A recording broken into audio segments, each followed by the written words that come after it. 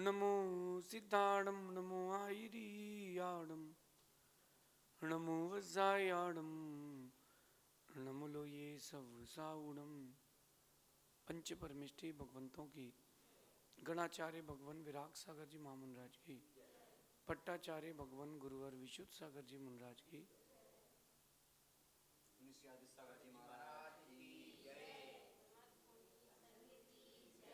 या हम सभी अपने जीवन में सुख और गुणों की अभिवृद्धि के लिए नीति के विषयों का श्रवण कर रहे हैं। नीतिकार हमें सिखाते हैं कि हर चीज का प्रयोग बड़ा सोच समझ के करना चाहिए। जीवन में जो भी चीजें आपके सामने दिख रही हैं, प्रत्यक्ष हैं, परोक्ष हैं, नहीं दिख रही हैं, इन सब का प्रयोग बहुत सोच समझ के करना चाहिए। वक्त का प्रयोग बहुत सोच समझ के करना चाहिए। किस वक्त क्या करना है और किस वक्त क्या नहीं करना है।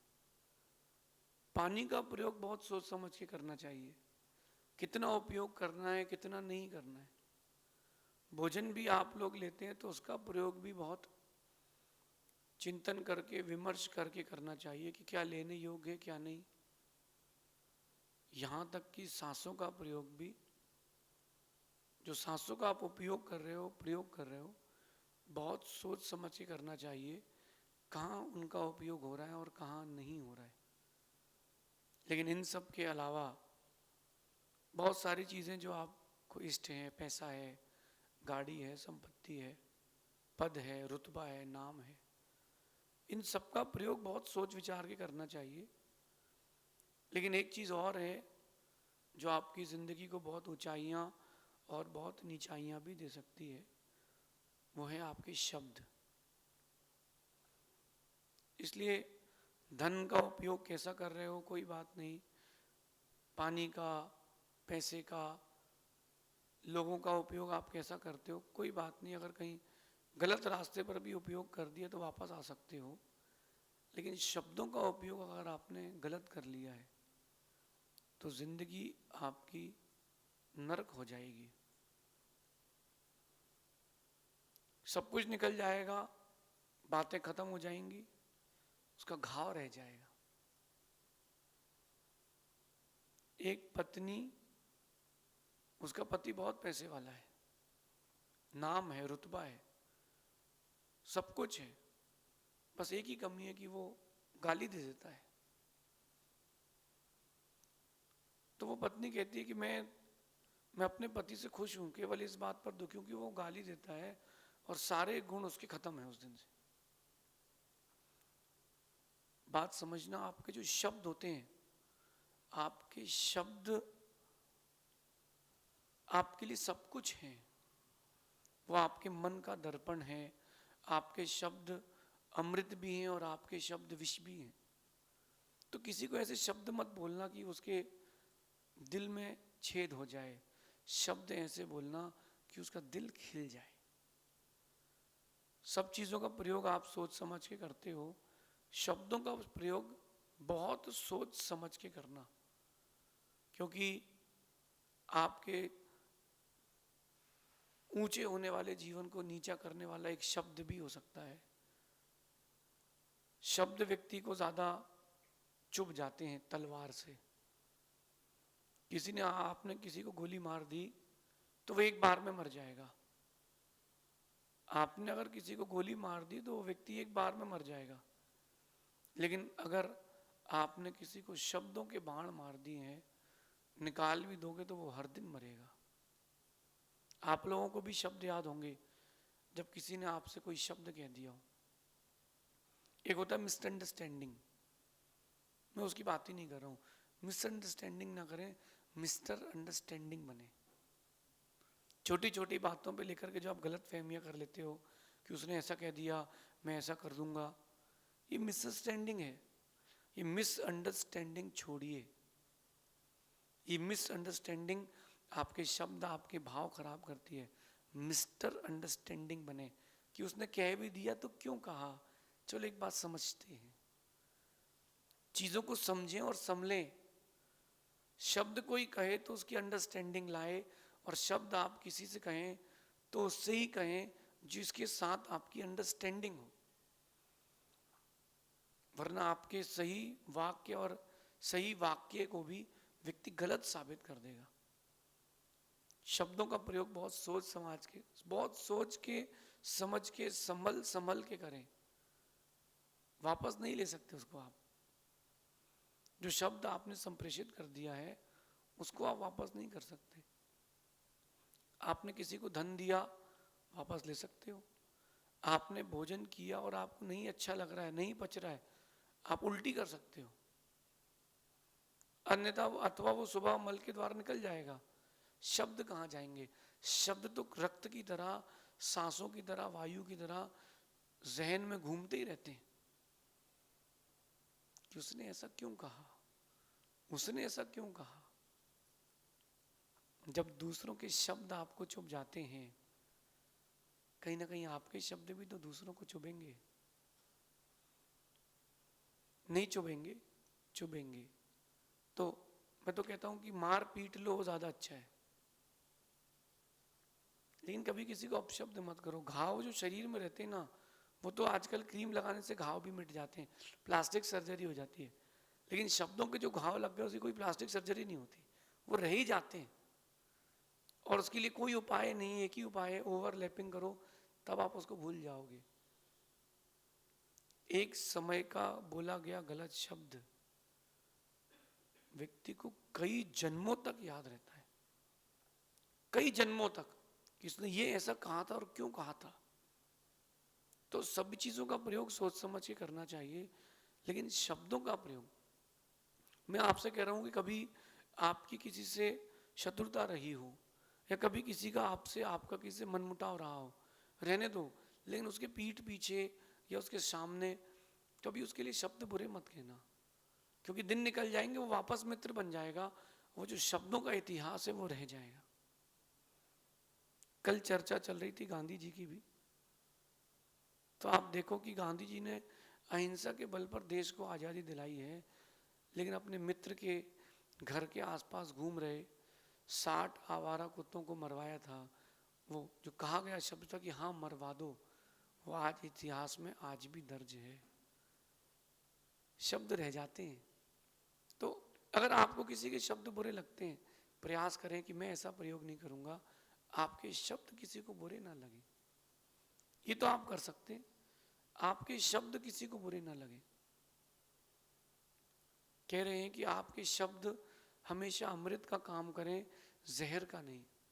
ये अपने जीवन का पुरुषार्थ बना के रखना। कोई आपके नीचे भी हो तो उसको ए ओ करके नहीं बुलाना। कई लोगों को मैंने देखा कि उनके पास बोलने का सलीका नहीं होता, किसके सामने कह रहे हैं, क्या कह रहे हैं, कुछ भी बोल पड़ते हैं, कुछ भी बोल पड़ते हैं।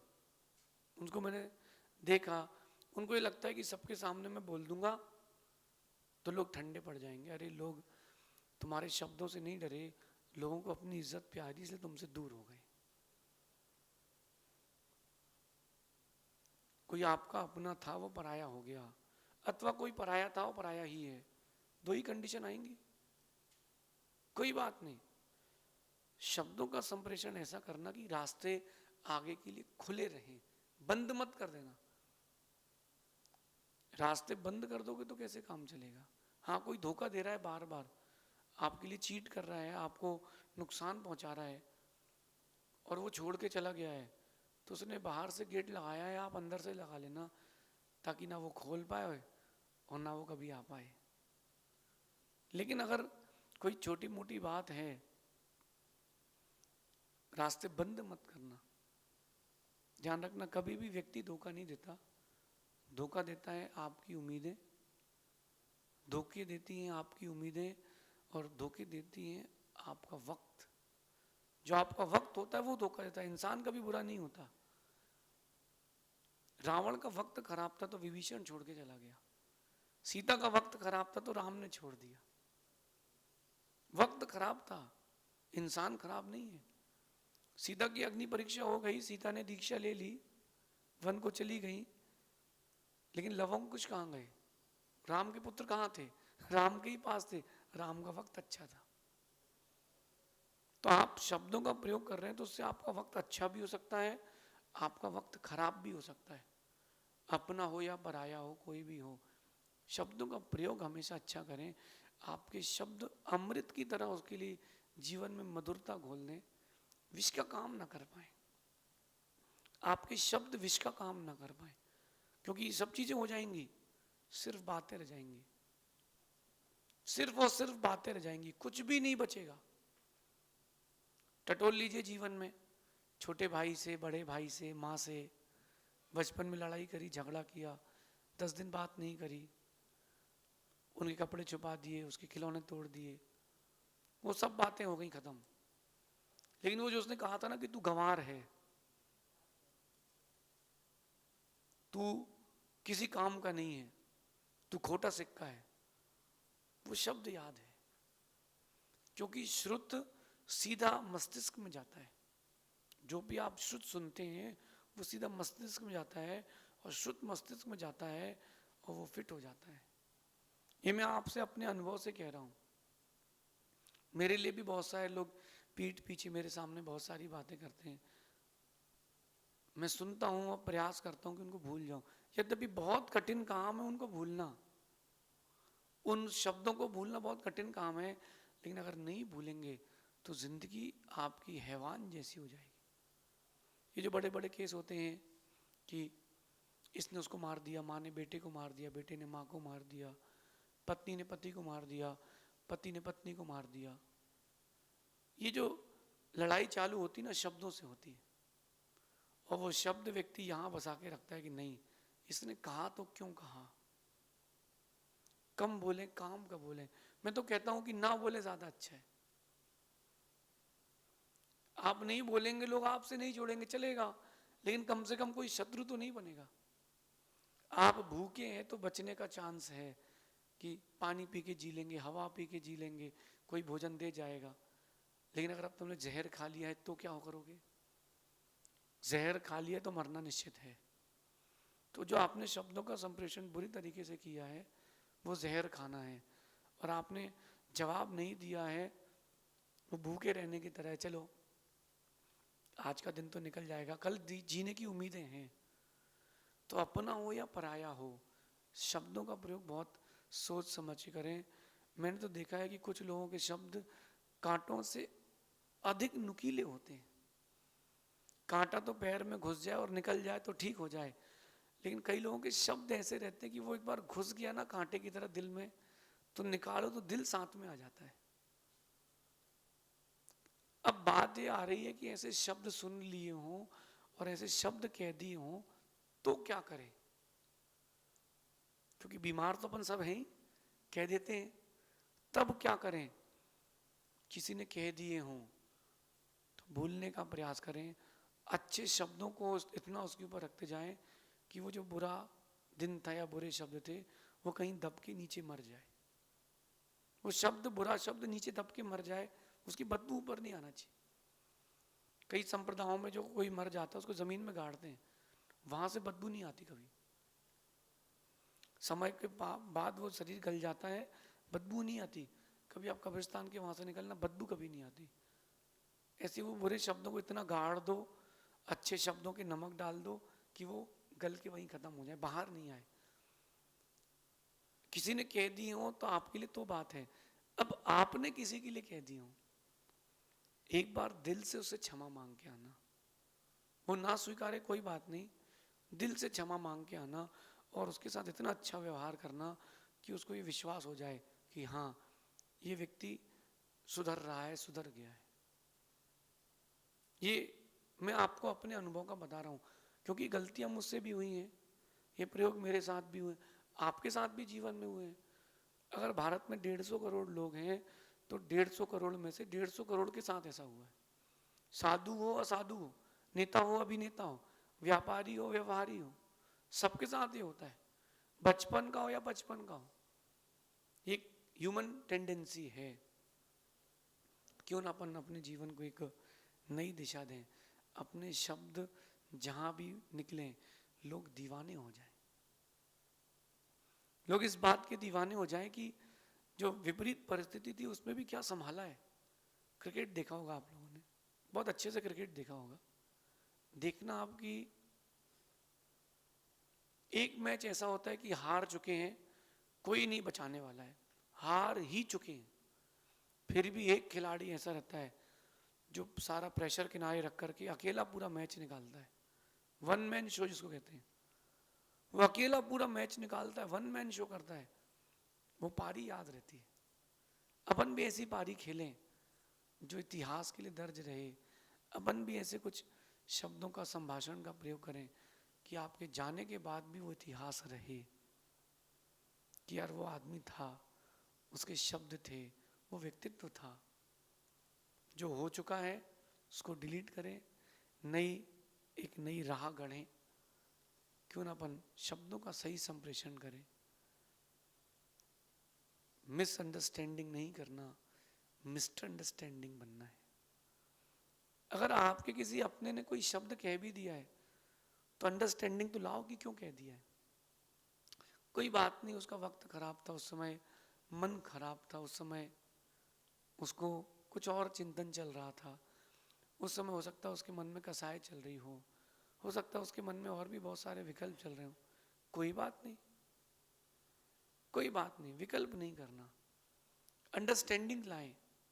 एक बात आपसे कहता हूं कि कांटों का नाम तो यूं ही बदनाम है, कांटों का नाम तो यूं ही बदनाम है, वरना चुभती तो निगाहें भी हैं और काटती तो जुबानें भी हैं।